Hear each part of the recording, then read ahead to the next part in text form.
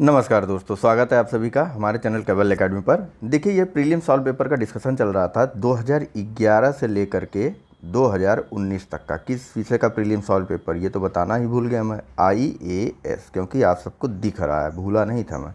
IAS prelim solve paper का discussion चल रहा है 2011 से लेकर के 2019 तक के प्रारंभिक परीक्षाओं के सभी प्रश्नों को यहाँ पर डिस्कस किया जाएगा। बुक जो ली गई है वह दृष्टि की बुक ली गई है और बहुत ही अच्छी बुक है। आप लोग भी इसे जल्द से जल्द परचेज़ कीजिए। हमारा डिस्कशन करने का सिर्फ और सिर्फ एक मकसद है कि आपको 3 बार रिवीजन करवाया जा सके। कैसे? तो पहले आप लोग वीडियो देखिए, बुक तब तक आप लोग परचेज़ किए ही हुए हैं। जैसे ही वीडियो आपका कंप्लीट होता है लेक्चर, तो आप जाइए बुक से अपना रिवीजन कीजिए और रिवीजन करने के बाद एग्ज़ाम के पहले पहले आप एक बार फिर से वीडियो देख करके अपना रिवीजन कम से कम 3 बार कर सकते हैं। देखिए, प्रयास करिए और प्लान बनाइए। बिना प्रयास और प्लान के काम नहीं बनने वाला है। ऐसे सोचिए कि बहुत लेंदी है, बहुत ये है वो है, अभी ये करना है वो करना है, नहीं कर पाएंगे, या फिर यहाँ से किया है वहाँ से किया है, ऐसे कुछ नहीं होने वाला है। प्रश्नों को आपको सॉल्व करना ही होगा, ठीक है। तो इधर उधर की बातें थोड़ा कम करते हैं, वैसे काम की ही बातें थी। शुरुआत कर लेते हैं डिस्कशन की। तो देखिए, इसमें अभी तक हमारा एक लेक्चर हो चुका है जिसमें हमने बात कर ली है 2019 से लेकर के 2017 के बीच आए हुए प्रश्नों के बारे में। आर्ट एंड कल्चर हमारा पहला टॉपिक चल रहा है, कला और संस्कृति का, ठीक। कला एवं संस्कृति का पहला टॉपिक जो है हमारा, यह इसी से संबंधित है। इसमें हमने बात कर ली है 2019 से लेकर के 2017 के बीच में आए हुए सभी प्रश्नों के बारे में। आज शुरुआत करेंगे 2016 में आए हुए प्रश्नों के साथ। तो शुरुआत करने से पहले एक चीज़ और कि जो मित्र नए हैं वो हमारे चैनल को सब्सक्राइब कर ले और साथ ही साथ बेल आइकन के निशान को भी ज़रूर से ज़रूर दबा दें। तो चलिए शुरू करते हैं।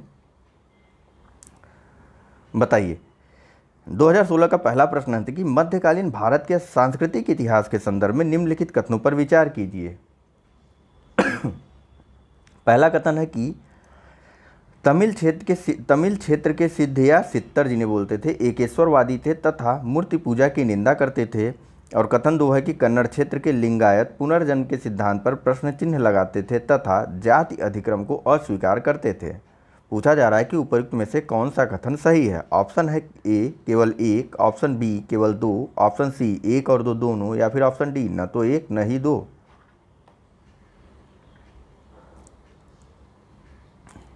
चलिए, इसका सही आंसर है ऑप्शन नंबर सी, 1 और 2 दोनों ही सही है। देखिए, सिद्ध जो थे यह भी शैव थे और लिंगायत यह भी शैव थे, ठीक। सिद्ध एकेश्वरवादी थे और मूर्ति पूजा की निंदा भी करते थे।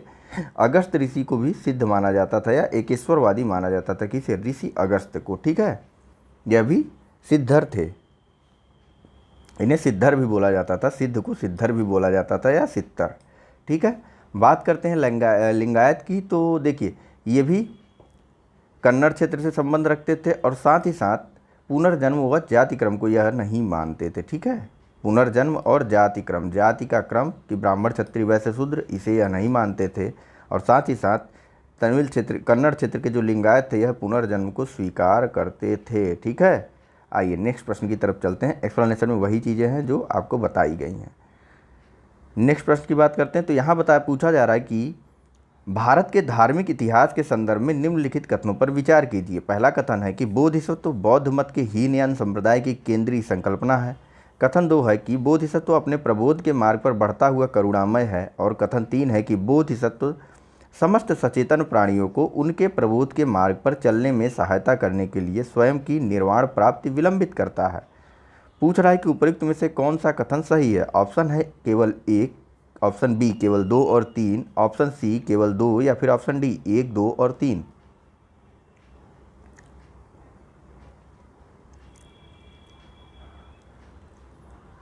चलिए, इसका सही आंसर है ऑप्शन नंबर बी, केवल 2 और 3। देखिए, बोधिसत्व महायान संप्रदाय से थे, ठीक, न कि हीनयान संप्रदाय से। बोधिसत्व का आदर्श कौन? तो बोधिसत्व किसके आदर्श हैं? तो महायान संप्रदाय के आदर्श हैं बोधिसत्व।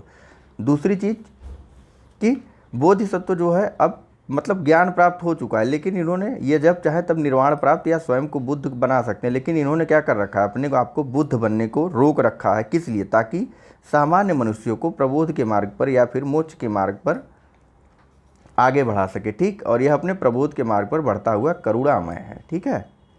मतलब कि बोधिसत्व दूसरों के कल्याण को प्राथमिकता देते हुए अपने निर्वाण को विलंबित कर रहे हैं, ठीक है।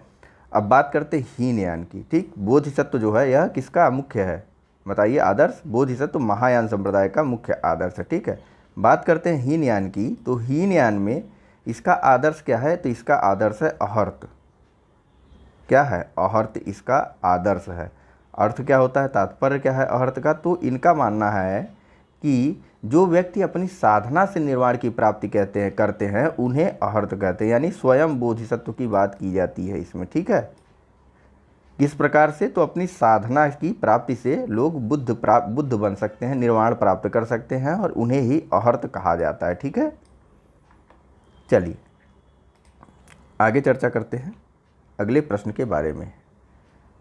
तो यहाँ पूछा जा रहा है कि अजंता और महाबलीपुरम के रूप में ज्ञात दो ऐतिहासिक स्थानों में से कौन सी बातें समान हैं। पहला है कि दोनों एक ही समय काल में निर्मित हुए थे। दूसरा है कि दोनों एक ही धार्मिक संप्रदाय से संबद्ध हैं। और कथन 3 है कि दोनों में शिलाकृत स्मारक हैं। नीचे दिए गए कूट्स का प्रयोग करके सही उत्तर को चुनना है। ऑप्शन है ए केवल 1 और 2, ऑप्शन बी केवल 3, ऑप्शन सी केवल 1 और 3, या फिर ऑप्शन डी उपर्युक्त में से कोई कथन भी सही नहीं है।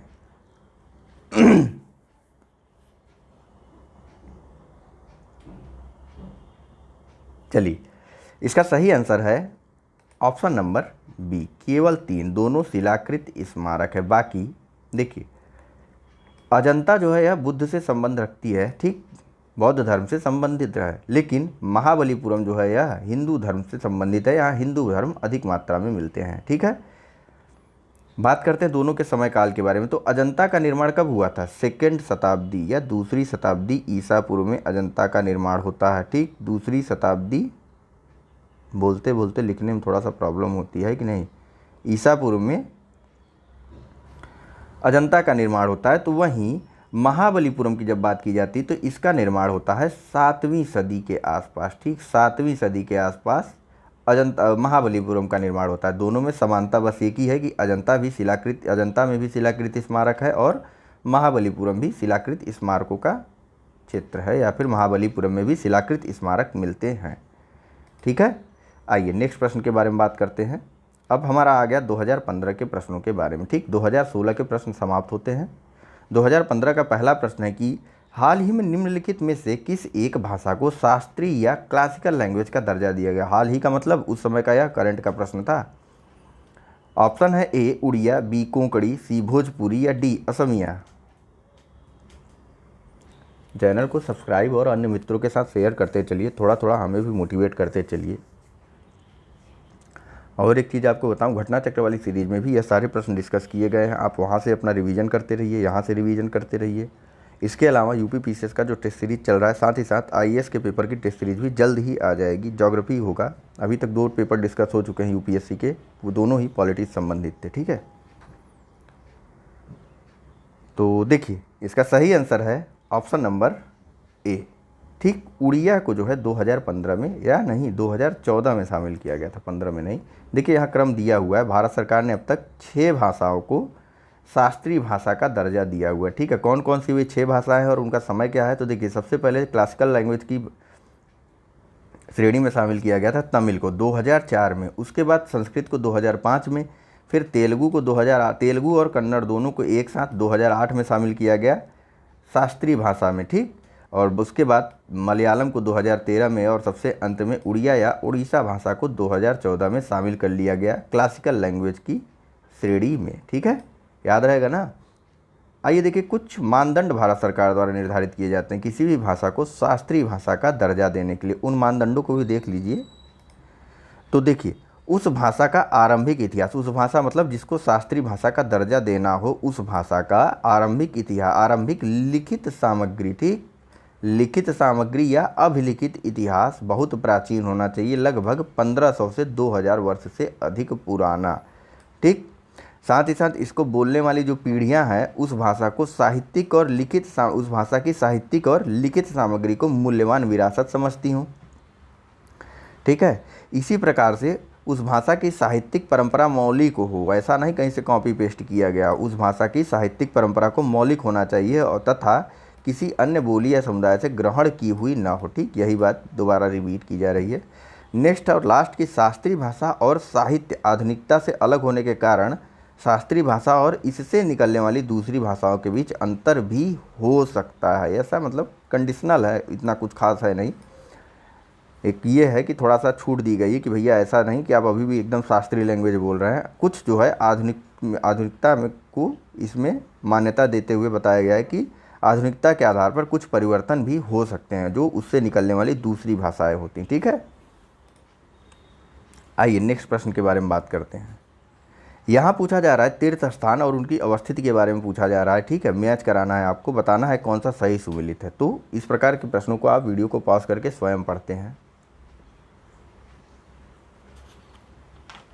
चलिए, अब तक आपने वीडियो पॉज करके देख लिया होगा, तो बताता हूँ मैं कि इसमें सही आंसर क्या है। इसका सही आंसर है ऑप्शन नंबर ए। सिर्फ और सिर्फ एक इसमें सही सुमेलित है। श्रीशैलम नल्लामलाई पहाड़ियों पर स्थित है। बाकी अन्य ओमकारेश्वर या सतमाला पहाड़ी पर न होकर के कहाँ है बताइए।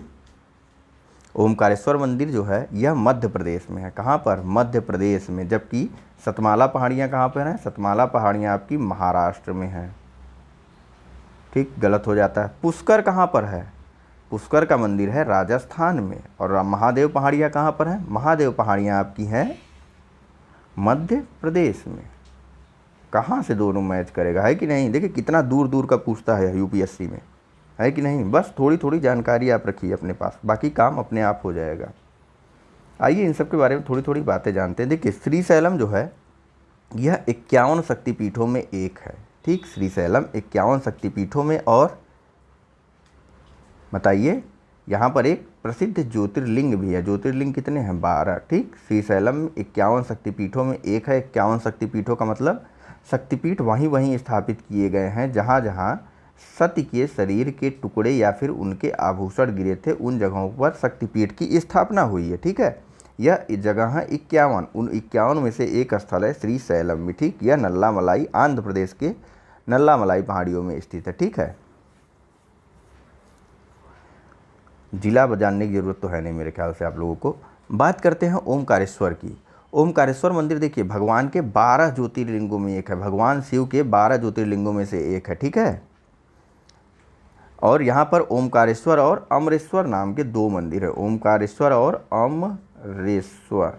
ठीक, यहाँ पर नहीं होगा। ओमकारेश्वर और अमरेश्वर मंदिर है। कहाँ पर? ओमकारेश्वर मंदिर के पास, जो कि आपका मध्य प्रदेश में है। ठीक, और नेक्स्ट बात करते हैं पुष्कर के बारे में। पुष्कर कहाँ पर है? तो पुष्कर का मंदिर देखिए, पुष्कर का मंदिर ब्रह्मा जी का है। किसका? ब्रह्मा जी का मंदिर है पुष्कर में।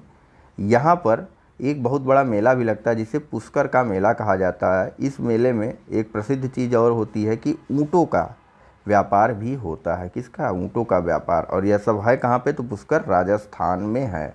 अब राजस्थान में है तो यहीं से आप ऊँट का मैच करा सकते हैं। ठीक, कि ऊँटों का व्यापार भी राजस्थान में बड़े पैमाने पर होता है। ठीक है, तो बस इतना ही है। यहाँ पर मेला यह कब लगता है? तो पुष्कर का मेला लगता है कार्तिक पूर्णिमा के दिन। ठीक, कार्तिक मास में पूर्णिमा के दिन ये इस मेले का आयोजन होता है जिसे पुष्कर का मेला कहते हैं। ठीक है, चलिए अगला प्रश्न देखिए। तो यहाँ पूछा जा रहा है कि भारत के कला और पुरातात्विक इतिहास के संदर्भ में निम्नलिखित में से किस एक का सबसे पहले निर्माण किया गया? ऑप्शन है ए भुवनेश्वर मंदिर लिंगराज, भुवनेश्वर स्थित लिंगराज मंदिर। ऑप्शन है बी धौली स्थित शैलकृत हाथी। ऑप्शन सी है कि महाबलीपुरम स्थित शैलकृत स्मारक, या फिर ऑप्शन डी उदयगिरी स्थित वाराह मूर्ति। यह सही उत्तर आपको अगले बार से जब स्लाइड बनेगी तो बिल्कुल भी देखने को नहीं मिलेगा, निश्चिंत रहिए। अगले बार का मतलब आर्ट एंड कल्चर की सीरीज के बाद से।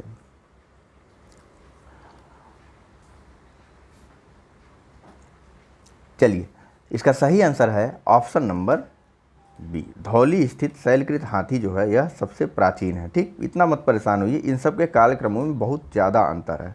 देखिए यहाँ लिंगराज का मंदिर कब बना था? तो यह बना था 11वीं शताब्दी में। 11वीं शताब्दी में। ठीक है, वहीं अगर बात की जाए धौलीकृत शैलकृत हाथी की मूर्ति के बारे में तो यह बना था 3री शताब्दी ईसा पूर्व में, और महाबलीपुरम का स्मारक 7वीं से 8वीं शताब्दी में बना था। तो उदयगिरी की वाराह मूर्ति बनती है गुप्त काल में।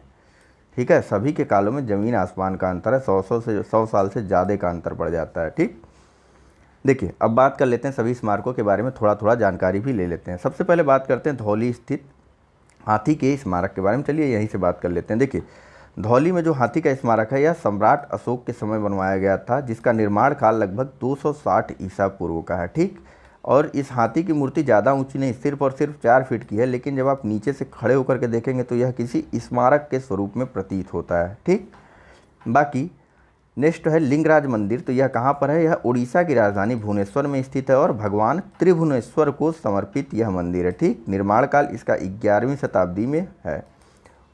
उदयगिरी की बात करें तो उदयगिरी की 2 गुफाएं हैं। कहाँ कहाँ? तो देखिए उदयगिरी की एक गुफा तो विदिशा मध्य प्रदेश में है और दूसरी गुफा मिलती है आपको उड़ीसा के भुवनेश्वर और कटक जिले में। ठीक है, बात करते हैं पहले जो गुफा मध्य प्रदेश के विदिशा में है, वो विदिशा से 4 किलोमीटर दूर है। ठीक है, यह 4वीं-5वीं शताब्दी में निर्मित हुआ था, जिसमें से गुफा संख्या 5 में, ठीक याद कर लीजिए इसको, गुफा संख्या 5 में विष्णु को वाराह रूप में दिखाया गया। ठीक है, वाराह रूप यानी जब वाराह रूप विष्णु ने कब धारण किया था? तो इन्होंने हिरण्यकश्यप नामक एक राक्षस से रक्षा के लिए पृथ्वी की रक्षा के लिए, ठीक है, हिरण्यकश्यप राक्षस से पृथ्वी की रक्षा के लिए वाराह अवतार लिया था। ठीक, और यह जो है समुद्र से पृथ्वी को बाहर निकालते हुए अपने वाराह रूप में, या फिर जो इनकी सींग थी उस पर यह पृथ्वी को रखे हुए थे। ठीक है, अगल बगल 2 नदियाँ थी, उन नदियों में एक को गंगा का प्रतीक और दूसरे को जमुना नदी का प्रतीक माना जाता था। ठीक, यह सब यहाँ नहीं है वैसे। चलिए नेक्स्ट देखिए कि उदयगिरी की गुफा के बारे में बात हो चुकी है, और दूसरी जो उदयगिरी गुफा थी वह बनवाई गई थी सम्राट या राजा खारवेल के द्वारा बनवाई गई थी। ठीक, किस लिए? आवासीय प्रयोजनों के लिए बनवाई गई थी, और इनमें गुफाएं थी 18। ठीक, 18 गुफाएं थी उड़ीसा के भुवनेश्वर वाले उदयगिरी गुफाओं में। ठीक, बनवाया था राजा खारवेल ने, और किस लिए बनवाया था? तो रहने के लिए बनवाया था। अब रहने के लिए बनवाया था तो किसके रहने के लिए? यह इन्होंने बनवाया था जैन भिक्षुओं के रहने के लिए। ठीक, और इन गुफाओं का निर्माण 2री शताब्दी ईसा पूर्व हुआ था। ठीक, कब? 2री शताब्दी ईसा पूर्व। जबकि जो मध्य प्रदेश वाली गुफाएं हैं इनका निर्माण 4वीं-5वीं शताब्दी ईसा पूर्व, 4वीं-5वीं सदी में हुआ था। नेक्स्ट महाबलीपुरम के रथ मंदिर की बात की जाती है, तो यह पल्लव राजा नरसिंह वर्मन द्वारा निर्मित करवाया गया था। महाबलीपुरम को ही मामल्लपुरम भी बोला जाता है, मामल्लपुरम। यहाँ पर एक अर्जुन का तप नामक मूर्ति भी है। ठीक, अर्जुन का तप, जिसे गंगा अवतरण के नाम से भी बोला जाता है। अभी आगे यहीं पर या फिर कहीं और पर प्रश्नों में चर्चा होगी उसके बारे में।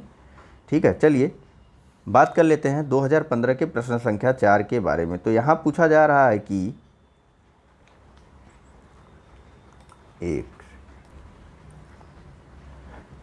यहाँ पूछा जा रहा है कि कलमकारी चित्रकला निर्दिष्ट करती है। ऑप्शन है ए दक्षिण भारत में सूती वस्त्र पर हाथ से की गई चित्रकारी, ऑप्शन है बी पूर्वोत्तर भारत में बांस के हस्तशिल्प पर हाथ से किया गया चित्रांकन, ऑप्शन डी कि भारत के पश्चिमी हिमालय क्षेत्र में ऊनी वस्त्र पर ठप्पे या ब्लॉक को, और ऑप्शन डी है, बड़ी समस्या हो रही उत्तर को छुपाने में, ऑप्शन डी है उत्तर पश्चिम भारत में सजावटी रेशमी वस्त्र पर हाथ से की गई चित्रकारी। अब आपकी नैतिकता पर निर्भर करता है। मैं अगली बार से प्रयास करूंगा कि आपको कहीं से भी आंसर ना दिखे। चलिए इसका सही आंसर है ऑप्शन नंबर ए, कलमकारी चित्रकला जो है यह दक्षिण भारत में सूती वस्त्र पर हाथ से की गई कलाकारी को निर्दिष्ट करता है। ठीक, आइए जान लेते हैं कलमकारी चित्रकला होती कैसी है। तो देखिए कलमकारी चित्रकला में जो कपड़े होते हैं उनको सबसे पहले रात में ही जो है गोबर के घोल में भिगो दिया जाता है, और ऐसा रात भर के लिए उन्हें गोबर के घोल में भिगो करके छोड़ दिया जाता है। अब रात गई तो बात गई? नहीं, रात गई तो बात नहीं गई। रात होती है उसके बाद जब दिन निकलता है। ठीक, हर रात की सुबह होती है। तो अगले दिन जब सुबह होती है इस रात की, जब गोबर में घोला गया था कपड़ा, तो उसको कपड़े को निकाल करके धूप में सुखा दिया जाता है। ठीक, धूप में सुखा देते हैं भैया। उसके बाद क्या करते हैं? देखिए यह प्रोसेस जानना ज़रूरी है क्योंकि डायरेक्ट क्वेश्चन आया है।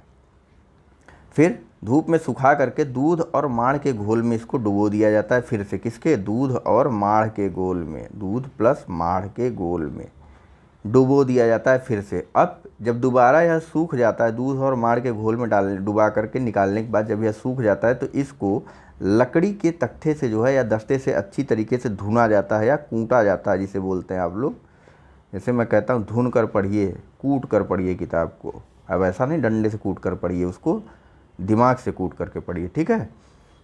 तो इसलिए कूटा जाता है ताकि यह नरम हो जाए कपड़ा। अब भाई कई प्रकार से उसको भिगा भिगा करके सुखाया गया है तो कपड़ा तो कड़ा हो गया होगा, तो उसे जो है रख दिया जाता है, तो धुना जाता है ताकि वह नरम हो जाए, और फिर बाद में इस पर जो है प्राकृतिक रंगों से चित्रकारी की जाती है, ठीक।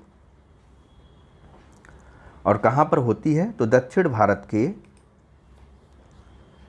आंध्र प्रदेश में यह सर्वाधिक प्रचलित चित्रकारी है। दक्षिण भारत के आंध्र प्रदेश की यह सर्वाधिक प्रचलित कलमकारी या चित्रकला है, ठीक है। कपड़ों पर की जाती है, कपड़ों पर की जाती। इस चित्रकारी को भी कलमकारी बोलते हैं और इससे बने कपड़े को भी कलमकारी ही बोलते हैं, ठीक है। प्राकृतिक रंगों में सब्जियों, फूलों, इन सब से जो रंग मिलते हैं उनकी बात हो रही। चलिए नेक्स्ट बात करते हैं। इसी के साथ हमारा जो है 2015 के सारे प्रश्न समाप्त होते हैं। अब बात करेंगे 2014 के प्रश्नों के बारे में। तो यहाँ पूछा जा रहा है कि 3 ही ऑप्शन बताता हूँ, इसी में आपको आंसर मिल जाएगा क्योंकि नीचे आंसर है सीधा सीधा। बताइए, शक संवत पर आधारित राष्ट्रीय पांचांग कैलेंडर का, थोड़ा आसान कर दिया ना, मेरी कमियों की वजह से आपको आसानी हो रही, कोई बात नहीं, किसी न किसी को फ़ायदा होगा। जब एक डाइल्यूट होता है तो दूसरा पावरफुल होता है। पहला है कि शक संवत पर आधारित राष्ट्रीय पंचांग कैलेंडर का पहला चैत्र, 1 चैत्र यानी चैत्र की पहली तारीख, सीधा सीधा ये लोग पूछ रहे हैं कि ग्रिगोरियन कैलेंडर पर आधारित 365 दिन के सामान्य वर्ष की निम्नलिखित तिथियों में किस एक के तदनुरूप है, ठीक। सीधा सीधा बताऊं तो यूपीएससी के शब्दों से बहुत खिलवाड़ करता है। आपको प्रश्न को थोड़ा बारीकी से समझना है। ये सीधा सीधा पूछ रहा है कि 1 चैत्र जो है अंग्रेजी वाले महीने की किस तारीख को पड़ता है। ऑप्शन है ए 22 मार्च अथवा 21 मार्च, ऑप्शन है बी 15 मई अथवा 16 मई, ऑप्शन सी 31 मार्च अथवा 30 मार्च, और ऑप्शन डी 21 अप्रैल अथवा 20 अप्रैल। नहीं दिख रहा है तब भी मैं बता रहा हूँ। चलिए, इसका सही आंसर है ऑप्शन नंबर ए, 22 मार्च अथवा 21 मार्च को चैत्र मास का पहला दिन पड़ता है, ठीक। आइए जान लेते हैं हिंदू महीने के कैलेंडर्स के बारे में, ठीक। देखिए, शक संवत को भारत सरकार द्वारा भी अपनाया गया है, ठीक। कब से होता है आरंभ इसका, तो देखिए शक संवत का आरंभ जो है 7800 ईसा पूर्व में कुषाण शासक कनिष्क के द्वारा प्रारंभ किया गया था। 7800 ईसा पूर्व नहीं, कुषाण शासक कनिष्क के द्वारा 78 ईस्वी में शक संवत प्रारंभ किया गया था, ठीक है। और एक और संवत प्रचलित है भारत में, वह है विक्रम संवत। इसका प्रारंभ कब से माना जाता है, तो विक्रम संवत का प्रारंभ माना जाता है 57 ईसा पूर्व से। 57 ईसा पूर्व से विक्रम संवत का प्रारंभ माना जाता है, और 78 ईसा पूर्व से 78 ईस्वी से कनिष्क द्वारा प्रारंभ किया गया शक संवत माना जाता है, ठीक। कनिष्क कुषाण शासक था, ठीक है। आइए अब बात कर लेते हैं, एक चीज़ और बता दूं आपको कि विक्रम संवत द्वारा ही सबसे पहले 12 महीने और 7 दिन की शुरुआत हुई थी। सप्ताह में 7 दिन और वर्ष में 12 महीनों की शुरुआत सबसे पहले विक्रम संवत द्वारा ही शुरू की गई थी, ठीक है। चलिए हिंदू महीने के वर्षों के महीनों के बारे में जान लेते हैं, कौन सा महीना कब कब पड़ता है। तो देखिए, सबसे पहले पड़ता है चैत, यह मार्च और अप्रैल के बीच में पड़ता है। फिर वैशाख, यह अप्रैल और मई के बीच में पड़ता है।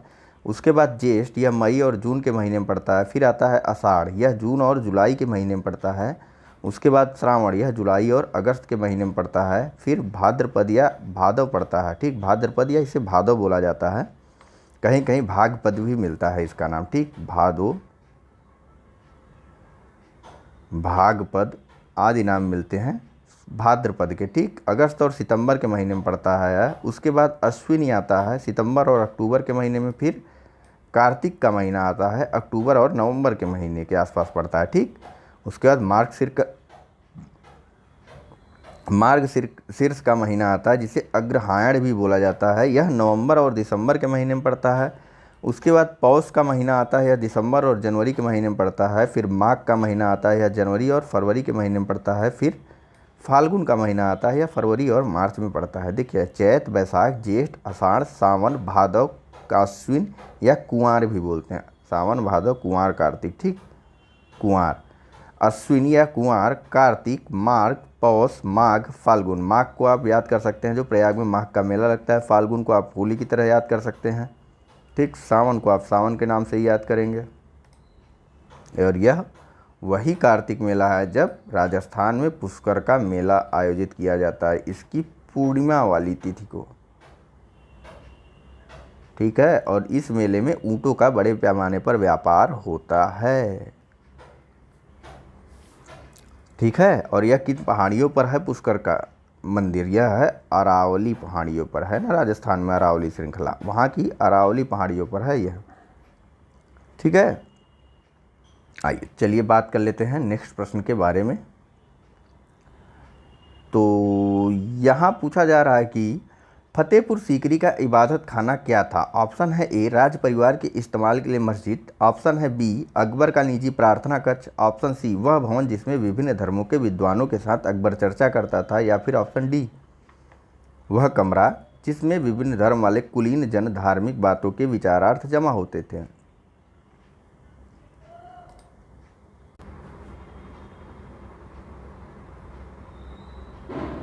चलिए, इसका सही आंसर है ऑप्शन नंबर सी, यानी कि फतेहपुर सीकरी का जो इबादत खाना था ना, यह भवन विभिन्न धर्मों के विद्वानों के साथ इसमें चर्चा करता था। कौन? अकबर। ठीक, बात कर लेते हैं। देखिए 1575 में फतेहपुर सीकरी में इबादत खाने के निर्माण का आदेश अकबर के द्वारा दे दिया गया था। कब? 1575 ईस्वी में। ठीक है, इस इबादत खाने में होता क्या था, तो हर बृहस्पतिवार को, शुरुआत में यह सिर्फ मुस्लिमों के लिए खुला हुआ था, मुस्लिम धर्म गुरुओं के लिए जो शेख उलेमा इत्यादि थे। ठीक, तो हर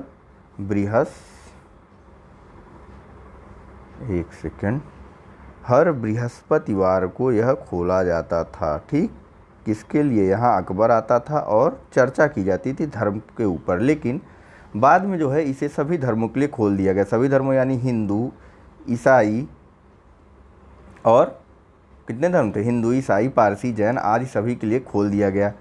ठीक, और एक और काम अकबर के द्वारा किया गया था, वह था कि अकबर ने जो है सभी धर्मों के निचोड़ के रूप में एक नया धर्म चलाया था। ठीक, और उसको नाम दिया था दीन ए इलाही। ठीक, अथवा इसको एक अन्य नाम से भी जानते हैं, तौहीद ए इलाही। तौहीद ए इलाही। ठीक, दीन ए इलाही या फिर तौहीद ए इलाही। इसका प्रधान पुरोहित कौन था? तो भैया इस धर्म का प्रधान पुरोहित था अबुल फजल। ठीक, अबुल फजल जो हैं इस धर्म के प्रधान पुरोहित थे, दीन ए इलाही अथवा तौहीद ए इलाही के। इसकी शुरुआत अकबर के द्वारा की गई थी। ठीक है, इसके अलावा अकबर ने एक नया कैलेंडर भी जारी किया था इस धर्म के साथ साथ। उस कैलेंडर का नाम दिया गया था इलाही संवत। ठीक है, अब तो ऐसे प्रश्न के बारे में कहीं भी गड़बड़ नहीं होगी। अकबर के द्वारा जो धर्म के लिए प्रयास किया गया, कुछ भी किया है वहाँ पर। चलिए बात कर लेते हैं अगले प्रश्न के बारे में। तो यहाँ पूछा जा रहा है कि भारत के संप्रतीक के नीचे उत्कीर्ण भारत के राष्ट्रीय आदर्शोक्ति सत्यमेव जयते कहाँ से ली गई? देखिए ऑप्शन है ए कठ उपनिषद, ऑप्शन बी छांदोग्य उपनिषद, ऑप्शन सी ऐतरेय उपनिषद अथवा ऑप्शन डी मुंडक उपनिषद। देख रहे हैं कितना कठिनतम शब्दों का यूपीएससी द्वारा प्रयोग किया जाता है। सीधे सीधे इसको पूछा जा सकता था कि भारत के आदर्श वो शब्द का प्रयोग कहाँ से लिया गया है, भारत के आदर्श शब्द को। चलिए, इसका सही आंसर है ऑप्शन नंबर डी मुंडक उपनिषद। कई बार इसके बारे में चर्चा हो चुकी हर जगह पे। ठीक है, तो आइए मुंडक उपनिषद है कहाँ का ये जान लेते हैं। आदर्श वाक्य क्या है भारत का, यह जान लेते हैं। आदर्श वाक्य है सत्यमेव जयते, शाब्दिक अर्थ सत्य की ही विजय होती है। मुंडकोपनिषद यह अथर्ववेद उपनिषद से संबंधित है। तो इसके साथ साथ अथर्ववेद के कुछ उपनिषदों के बारे में बताया गया है। मुंडकोपनिषद, मांडुक्योपनिषद और प्रश्नोपनिषद, यह सभी अथर्ववेद के कुछ प्रमुख उपनिषद हैं। आपको एक वेद के बारे में वीडियो दिया गया था, आप उसे ज़रूर से देख लीजिए। कहीं भी किसी भी परीक्षा में वेद से संबंधित वहाँ पर क्वेश्चन गलत नहीं होगा। 24 मिनट का वीडियो है, थोड़ा बोर होते होते लेकिन उस पूरी वीडियो को देख डालिए। ठीक है, चलिए बात कर लेते हैं अगले प्रश्न के बारे में। तो यहाँ पूछा जा रहा है कि भारत के निम्नलिखित नगरों पर विचार कीजिए। चलिए विचार करते हैं। पहला है भद्राचलम, दूसरा है चंदेरी, तीसरा कांचीपुरम और चौथा करनाल। पूछा जा रहा है कि उपरोक्त में से कौन से पारंपरिक साड़ी उत्पादन के लिए विख्यात हैं। ऑप्शन है ए केवल 1 और 2, ऑप्शन बी केवल 2 और 3, ऑप्शन डी 1, 2 और 3, या फिर ऑप्शन डी 1, 3 और 4। ऑप्शन डी 2 बार बोल दिया। चलिए, इसका सही आंसर है ऑप्शन नंबर बी। ठीक, केवल 2 और 3, यानी कि 2 और 3 कौन सा? चंदेरी और कांचीपुरम की साड़ियाँ प्रसिद्ध हैं। पारंपरिक रूप से यह क्षेत्र जो है साड़ियों के लिए प्रसिद्ध है।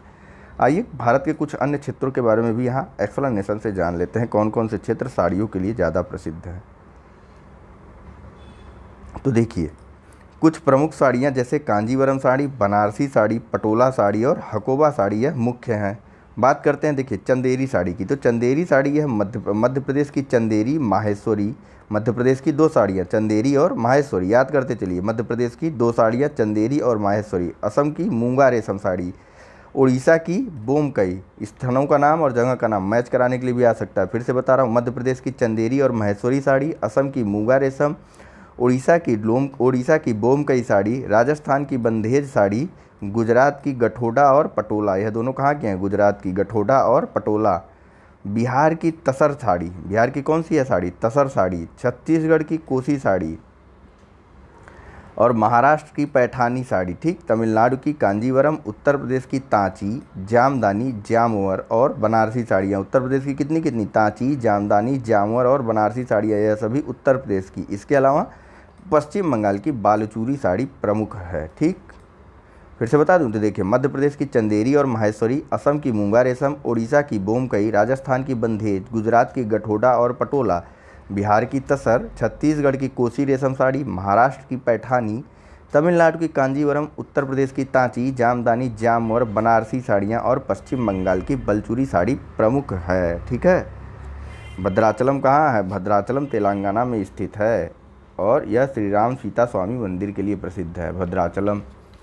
ठीक है, इसके अलावा जो बात हुई थी करनाल की, तो यह एक हरियाणा का शहर है जो यमुना नदी के किनारे, इसके बारे में कंबल जूते का उद्योग यहाँ काफ़ी उन्नत अवस्था में, इतना जानने की जरूरत नहीं। इसके पहले हमने बात की थी ना एक पुथुक्कली साल के बारे में, बताइए कहाँ का है वो? पुथुक्कली साल के बारे में इसके पहले हमने बात कर ली थी।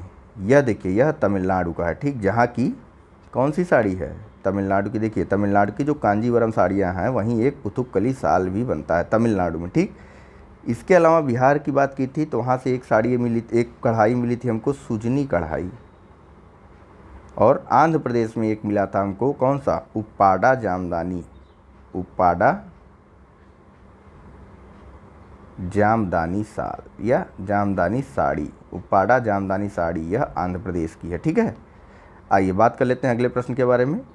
तो यहाँ पूछा जा रहा है कि भारत के सांस्कृतिक इतिहास के संदर्भ में पंचायतन शब्द किसे निर्दिष्ट करता है? देखिए, मंदिरों के संबंध में पहले ही आंसर बता दिया। ऑप्शन है ए ग्राम के ज्येष्ठ जनों की सभा, ऑप्शन है बी धार्मिक संप्रदाय, सी मंदिर रचना शैली अथवा डी प्रशासनिक अधिकारी। चलिए, इसका सही आंसर है ऑप्शन नंबर सी मंदिर रचना शैली। मंदिरों के संदर्भ में देखिए कितने कभी कभी आसान प्रश्न भी आते हैं। ठीक, सभी ने पढ़ा है पंचायतन मंदिर शैली जो है यह मंदिर से संबंधित है। इसमें एक मुख्य मंदिर होता है और इसके चारों तरफ 4 मंदिर इसे घेरे हुए रहते हैं। ठीक, इसी को पंचायतन मंदिर शैली कहा जाता है। ठीक है, मुख्य पंचायतन श्रेणी के मंदिरों के बारे में एक बार नाम जान लेते हैं उनका, तो वह कौन कौन से हैं? तो देखिए, कंदरिया महादेव मंदिर खजुराहो का, यह जो है पंचायतन श्रेणी में बना हुआ है। लक्ष्मण मंदिर खजुराहो का, यह भी पंचायतन श्रेणी का बना हुआ है। वहीं ब्रह्मेश्वर मंदिर भुवनेश्वर और लिंगराज मंदिर भुवनेश्वर, यह दोनों मंदिर पंचायतन श्रेणी के बने हुए हैं।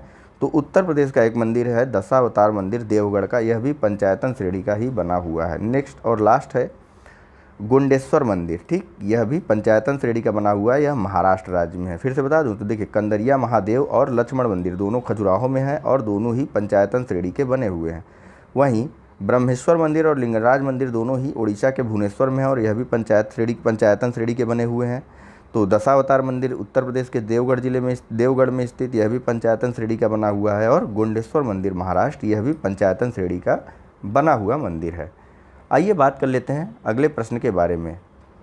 ठीक है, एक मंदिर निर्माण की भारत में जब बात आई है तो बात कर लेते हैं 3 शैलियाँ हैं, कौन कौन सी? नागर, बेसर और द्रविड़। यह 3 शैलियों में भारत में मंदिर बना है। नागर कहाँ की थी? तो नागर जो है यह उत्तर भारतीय शैली है। ठीक, उत्तर भारतीय शैली। बेसर कहाँ की है? बेसर आपकी है मिश्रित शैली है, बेसर मिश्रित शैली है। और द्रविड़ आपका दक्षिण, ठीक, दक्षिण शैली है, ठीक, मंदिर कला की यह सब शैलियाँ हैं, ठीक है। अभी आगे बात आएगी इनके बारे में। चलिए नेक्स्ट प्रश्न देख लेते हैं हम तब तक। तो यहाँ पूछा जा रहा है कि निम्नलिखित युग्मों में से कौन सा एक भारतीय षड दर्शन का भाग नहीं है? ऑप्शन है ए मीमांसा और वेदांत, बी न्याय और वैशेषिक, सी लोकायत और कपालिक, या फिर डी सांख्य और योग। देखिए ऊपर दिया भी हुआ है। फिलहाल नीचे वाले प्रश्न पर विचार कीजिए। चलिए इसका सही आंसर है ऑप्शन नंबर सी लोकायत और कपालिक। यह जो है भारतीय षड दर्शन के भाग नहीं। जो 6 दर्शन है भारत के ना, उनको षड दर्शन संयुक्त रूप से बोल दिया जाता है, षड दर्शन, ठीक है। इनको आस्तिक दर्शन भी बोला जाता है क्योंकि वेदों में इनकी आस्था थी, ठीक है। तो कौन कौन से हैं? 6, मीमांसा, वेदांत, न्याय, वैशेषिक, सांख्य और योग। 1 2 3 4 5 6, 6 के 6 दर्शन आपको यहीं मिल गए। आइए इनके जो है प्रणेता के बारे में भी जान लेते हैं एक बार। तो देखिए सांख्य दर्शन के प्रणेता थे महर्षि कपिल, न्याय के महर्षि गौतम, योग के महर्षि पतंजलि, वैशेषिक के महर्षि कणाद, पूर्व मीमांसा के महर्षि जैमिनी और वेदांत या उत्तर मीमांसा के महर्षि बादरायण, ठीक है। सांख्य के महर्षि कपिल, न्याय के महर्षि गौतम, योग के महर्षि पतंजलि, वैशेषिक के महर्षि कणाद, पूर्व मीमांसा के महर्षि जैमिनी और वेदांत या उत्तर मीमांसा के महर्षि बादरायण, ठीक है। देखिए हिंदू दार्शनिक परंपरा में विभिन्न प्रकार के आस्तिक दर्शनों के अलावा अनिश्वरवादी और भौतिकवादी दार्शनिक परंपराएं भी विद्वान रही हैं। हमारे यहाँ आस्तिक अनिश्वरवादी सभी लोग हैं, ठीक है। आस्तिक दर्शन इनको क्यों कहा जाता है? क्योंकि वेदों की सत्ता को दर्शन द्वारा स्वीकार किया गया, ठीक। वेदों की सत्ता को स्वीकार करने के कारण सद दर्शनों को आस्तिक दर्शन भी कहा जाता है। कभी आ जाए तो टिक कर दीजिएगा, गलत मत करिएगा प्रश्न को। चलिए अगला प्रश्न का उत्तर दीजिए। तो यहाँ पूछा जा रहा है कि निम्नलिखित भाषाओं पर विचार कीजिए। ऑप्शन है ए गुजराती, बी दूसरा कन्नड़, तीसरा तेलुगु। बताना है कि किनको सरकार ने क्लासिकल भाषा घोषित की थी। अभी ठीक पहले बात हुई थी इसके बारे में कुछ देर पहले ही, जब हम बात कर रहे थे 2015 के प्रश्नों के बारे में, ठीक है। तो बताइए ऑप्शन है ए केवल 1 और 2, ऑप्शन बी केवल 3, ऑप्शन सी 2 और 3, या फिर ऑप्शन डी 1 2 और 3। चलिए इसका सही आंसर है, हम सबको पता है। बताइए क्या पता है? कन्नड़ और तेलुगु को, ठीक। कन्नड़ और तेलुगु को 2008 में ही शामिल कर लिया गया था, ठीक है। किसमें? क्लासिकल लैंग्वेज या फिर शास्त्रीय भाषा की श्रेणी में कन्नड़ लैंग्वेज को शामिल किया गया था। इसके अलावा और कौन कौन से हैं? सबसे पहले शामिल हुई थी भाषा तमिल 2004 में, उसके बाद आती है भाषा संस्कृत 2005 में, उसके बाद तमिल तेलुगु और कन्नड़, यह दोनों भाषाओं को शामिल किया गया 2008 में। उसके बाद मलयालम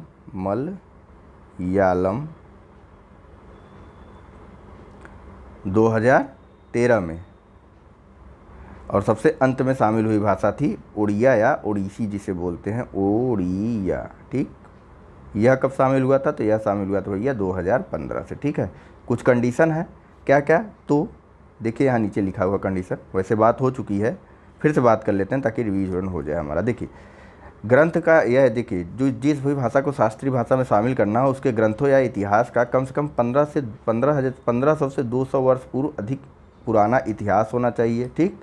इसके अलावा प्राचीन साहित्य एवं साहित्यों का एक ढांचा जो वक्ताओं की पीढ़ियों द्वारा मूल्यवान धरोहर माना जाता हो, ठीक। मतलब जो उसे बोलने वाले हों वह उसकी साहित्यों या ग्रंथों को जो है काफ़ी ज़्यादा मूल्यवान समझते हों, और साथ ही साथ साहित्य मूल परंपरा हो और भान्य भाषिक समुदायों से साहित्य की उसके मूल परंपरा हो, ठीक। यह बात की गई कि उसकी अपना अलग से साहित्य हो, कहीं से उधार ना ली गई हो कि हाँ भैया कुछ वहाँ से कॉपी कुछ वहाँ से पेस्ट। चलिए नेक्स्ट प्रश्न के बारे में बात करते हैं। तो यहाँ कुछ स्थल के बारे में और विख्यात मूर्ति शिल्प के बारे में बताना दिया हुआ है और पूछा है कि कौन सा सही सुमेलित है। तो ऐसे प्रश्नों को आप स्वयं पढ़ते हैं, पढ़िए, वीडियो पॉज करिए, मैं भी आराम कर लेता हूँ जैसे जैसे जैसे ऐसे प्रश्न आते हैं, है कि नहीं। चलिए तो भैया इसका सही आंसर है ऑप्शन नंबर, पहले इसे पढ़िए, किस प्रकार से आपने पढ़ा है मुझे नहीं पता। देखिए इसको ऐसे पढ़ा जाता है, पहले इधर पढ़िए, उसके बाद स्थलों के बारे में पढ़िए, फिर इधर पढ़िए, फिर स्थलों के बारे में पढ़िए, ठीक, फिर इधर पढ़िए, फिर स्थलों के बारे में पढ़िए। तो चलिए इसके बारे में बात हो चुकी है। अर्जुन की जो तपस्या है या गंगा अवतरण की जो मूर्ति है मामल्लपुरम या महाबलीपुरम में है। यहाँ देखते हैं क्या पूछ रहा है कि प्रस्तर पर उत्कीर्ण विष्णु के वाराह अवतार की विशाल प्रतिमा जिसमें वह देवी को गहरे विक्षुब्ध सागर से उबारते दर्शाए गए, कहाँ है? उदयगिरी में है, गुफा नंबर 5। देख रहे हैं किस प्रकार से इसमें डायरेक्ट रिपीट नहीं होता, घूम फिरा करके भी रिपीट होते हैं प्रश्न, ठीक है। नेक्स्ट है कि बुद्ध के महापरिनिर्वाण की एक भव्य प्रतिमा जिसमें ऊपर की ओर अनेक दैवी संगीतज्ञ तथा नीचे की ओर उनके दुखी अनुयायी दर्शाए गए। भैया यह अजंता में है, सही बात है। बुद्ध का जब महापरिनिर्वाण हो रहा था तो कौन कौन से सही हो गए? पहला और तीसरा, यानी कि ऑप्शन नंबर सी सही है, ठीक है। सभी के बारे में बहुत अच्छे से बात हुई है, कुछ ऐसा डिटेल में बात करने की ज़रूरत नहीं है यहाँ पे। आइए चलते हैं अगले प्रश्न की तरफ। हाँ, माउंट आबू के बारे में एक चीज़ बता दूं कि माउंट आबू में जो है एक हिंदू मंदिर और जैन धर्म दोनों के लिए यह प्रसिद्ध है माउंट आबू, ठीक। जैनियों का एक यहाँ प्रसिद्ध मंदिर है, वह है दिलवाड़ा जैन मंदिर। इसके बारे में भी अभी आगे बहुत अच्छे से बात होगी, तब बताया जाएगा, ठीक है। तो चलिए नेक्स्ट प्रश्न देखते हैं क्या है। नेक्स्ट प्रश्न है हमारा क्वेश्चन नंबर 9। यहाँ पूछा जा रहा है कि विख्यात सत्रिया नृत्य के संदर्भ में निम्नलिखित कथनों पर विचार कीजिए। पहला कथन है कि सत्रिया संगीत, नृत्य तथा अभिनय का सम्मिश्रण है। कथन 2 है कि यह असम के वैष्णवों की शताब्दियों पुरानी जीवंत परंपरा है। और कथन 3 है कि यह तुलसीदास, कबीर, मीराबाई द्वारा रचित गीतों के शास्त्रीय रागों तथा तालों पर आधारित है। पूछ रहा है कि उपरोक्त कथन में से कौन सा सही है, बताइए। कि ऑप्शन है केवल 1, ऑप्शन बी केवल 1 और 2, ऑप्शन सी केवल 2 और 3, या फिर ऑप्शन डी 1, 2 और 3।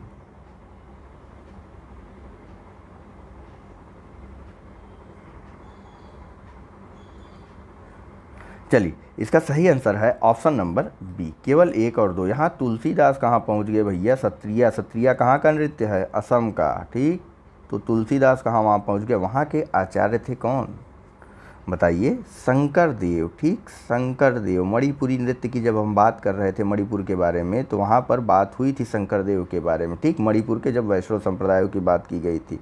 पूर्वोत्तर में देखिए ना, पूर्वोत्तर की जब भी बात होगी, वैष्णव संप्रदाय की बात होगी, तो वहाँ शंकर देव को आप ज़रूर से ज़रूर एक बार याद करने की कोशिश कीजिए, वह आपकी मदद करेंगे, ठीक है। 15वीं शताब्दी की बात है यह। 15वीं शताब्दी में असम के जो महान वैष्णव संत थे शंकर देव, उनके द्वारा इस नृत्य को निकाला गया, ठीक। किस लिए? वैष्णव धर्म का प्रचार करने के लिए। बाकी सत्रिया के बारे में टोटल डिटेल यहाँ दी हुई है कि इसमें संगीत, नृत्य, अभिनय का सम्मिश्रण रहता है। असम के वैष्णव संप्रदाय, वैष्णवों की यह शताब्दियों पुरानी जीवंत परंपरा। भैया 15वीं शताब्दी है तो शताब्दियों पुरानी तो होगी। एक बात और, यह जो सत्रिया नृत्य है इसको जो है शास्त्रीय नृत्य की सूची में शामिल कर लिया गया है, ठीक। शास्त्रीय नृत्य की सूची में सत्रिया को शामिल कर लिया गया है। कब से? सन 2000 से, ठीक। एग्जैक्ट डेट याद करने की ज़रूरत नहीं है। आइए, और इसको शामिल करने के बाद टोटल शास्त्रीय नृत्य कितने हैं बताइए? शास्त्रीय नृत्य कुल हैं 8, और 8 ऐसे लिख देता हूँ ना, और शास्त्रीय भाषाएं कुल हैं 6, ठीक है। आइए नेक्स्ट प्रश्न की तरफ चलते हैं। तो यहाँ पूछा जा रहा है कि भारत के सांस्कृतिक एवं परंपरा के संदर्भ में कलारीपयट्टू क्या है? ऑप्शन है ए कि यह शैव मत का प्राचीन भक्तिपंथ है जो अभी भी दक्षिण भारत के कुछ हिस्सों में प्रचलित है। ऑप्शन बी कि यह कांसे व पीतल के काम की एक प्राचीन शैली है जो अभी भी कोरोमंडल क्षेत्र के दक्षिणी हिस्से में पाई जाती है। ऑप्शन सी है कि यह नृत्य नाटिका का एक प्राचीन रूप है और मालाबार के उत्तरी हिस्सों में एक जीवंत परंपरा है। और ऑप्शन डी है कि यह एक प्राचीन मार्शल कला है और दक्षिण भारत के कुछ हिस्सों में जीवंत परंपरा है।